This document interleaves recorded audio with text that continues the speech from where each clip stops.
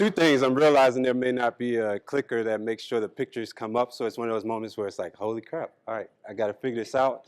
And the second one is I just really want to say thank you to the contenders and the alumni. Any of you all could be up here right now.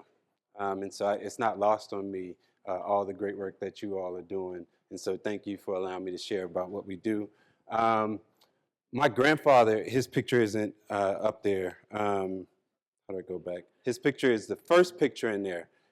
He and men and women like him, they created the American dream and fought for their kids and their kids' kids to have a better life.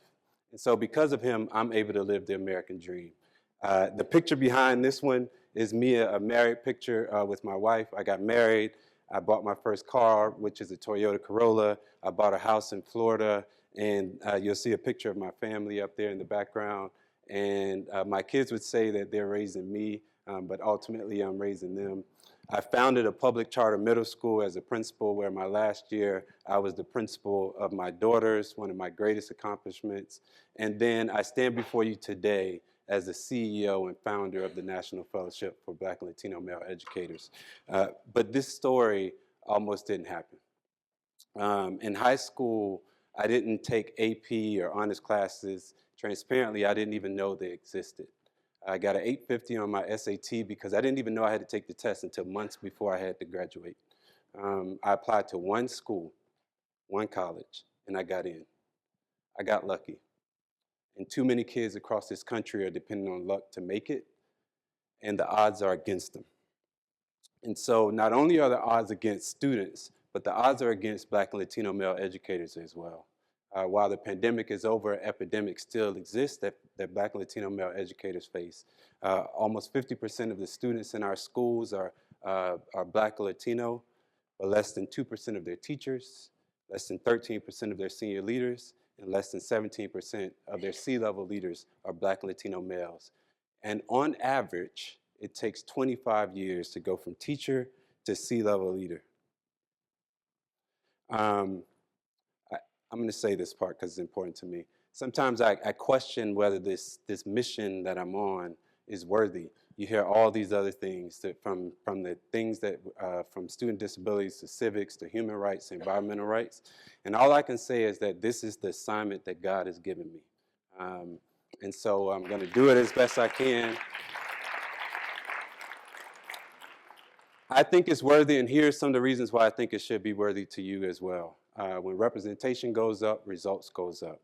Graduation rates increase, staff retention is more positive, we improve student attendance, and there's better outcomes for kids. Behind that picture is what we're trying to accomplish, which is we're trying to create an end-to-end talent pipeline where we take students from the classroom as learners to the boardroom as C-level leaders. And for the first 5 years of our mission, we focused on the adults. That's the left side, where we're focusing on rising leaders, ensuring they move into senior leader positions, and then ultimately helping them get into C-level positions. That's the first 5 years. The next 5 years for us really is focused on the students.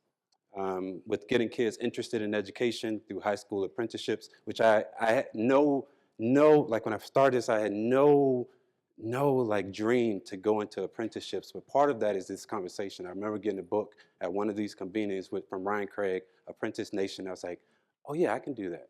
And so thank you for these opportunities. So getting kids interested in high school and education through apprenticeships, and also dual enrollment college credits, and then getting them placed in college programs and making sure they get real work experience through paid residencies, and then ultimately getting them jobs as educators.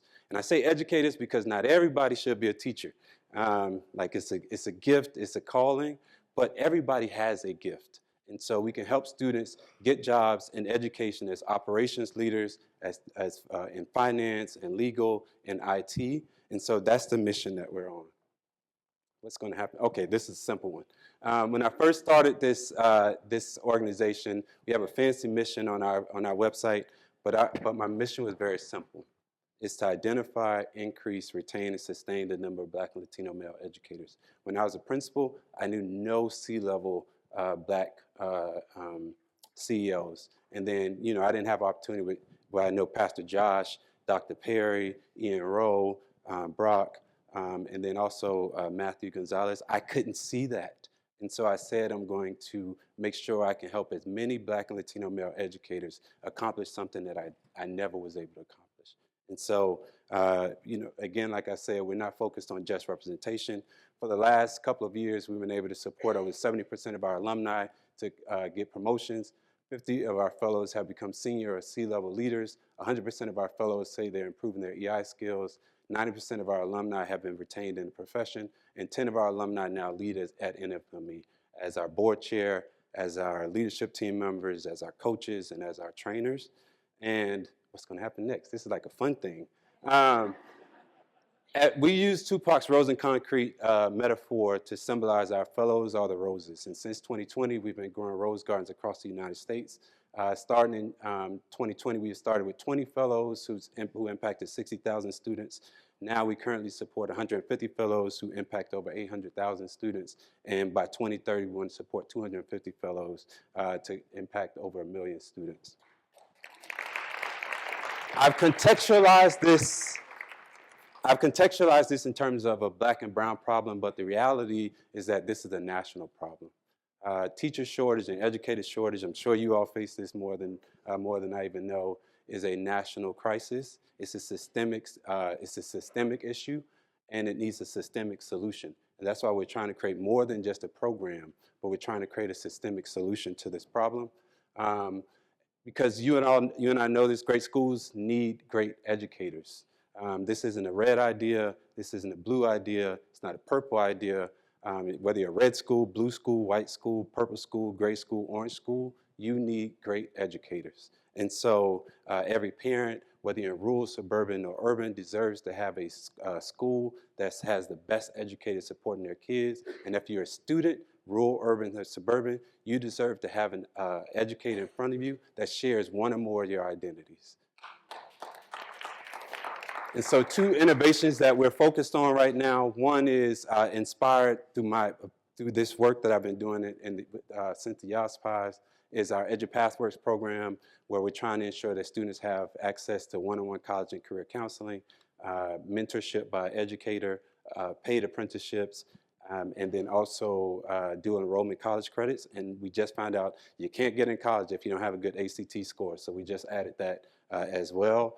Last year, we started with a pilot in Las Vegas with 1 school supporting 11 students that we supported to get college credits from UNLV.